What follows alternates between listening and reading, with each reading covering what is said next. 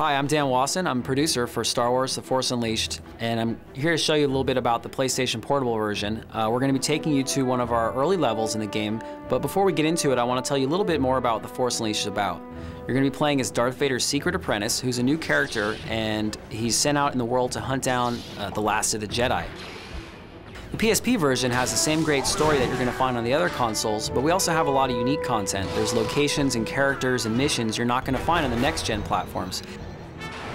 Okay, so we're going to show you one of the early levels in the game, which is the TIE Fighter construction facility, which is under attack by a Jedi general named Coda. Darth Vader sends you here to hunt him down, and he says, "Leave no witnesses. I don't want the Emperor to know who you are." So you're going to be fighting stormtroopers as well as Coda's guards as you find your way through the factory and try to hunt down Coda. So why don't we go ahead and take a look at the action. This is one of the early levels in the game. We're going to take you through kind of some of the early combat, teach you some of the moves, and show you really how the PSP delivers on all the action and excitement of The Force Unleashed.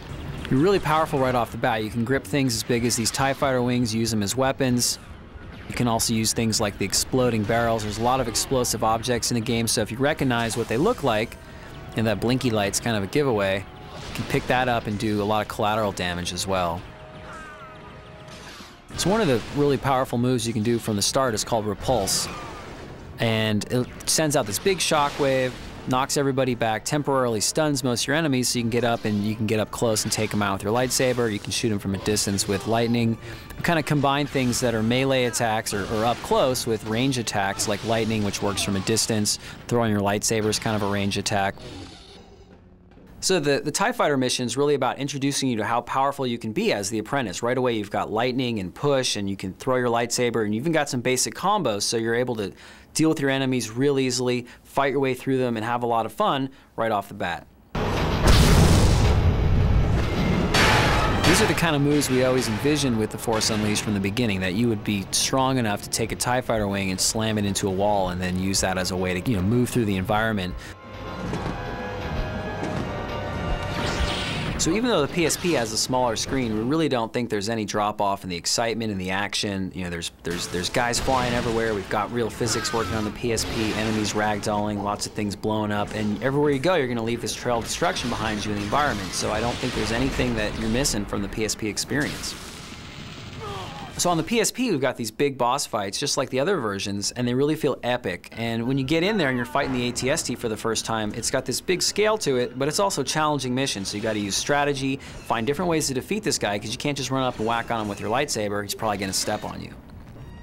We've got mini games like this stomp mini game. If you get too close, he tries to crush you with his foot, but you mash the button fast enough, you're going to do some damage to him. If you do enough damage to this guy, you're going to knock him down, you're going to get ready for the finishing move. When the icon appears on screen, you can trigger that by hitting the circle button. What follows is a set of button combinations. You got to time them up correctly, and if you do them right, you're going to get the big payoff. And these are also randomized, so if you fail, you get kicked out of the scene and you actually have to do it again, but the buttons won't be the same. So there's a little added challenge to the minigames. The PSP version has an exclusive mode called Historic Missions, which will let you go back into the movies and put you in the shoes of some of the characters you're familiar with from the films, but this time you're unleashed, so you can go into those same locations and kick butt with the Force. In this mission, you're actually playing as Darth Vader against Luke. Of course, you're going to be unleashed. You're going to be Darth Vader, but you're going to have all the amazing powers and combos that the apprentice ends up with in the single-player game. So this is really like nothing you've ever seen before.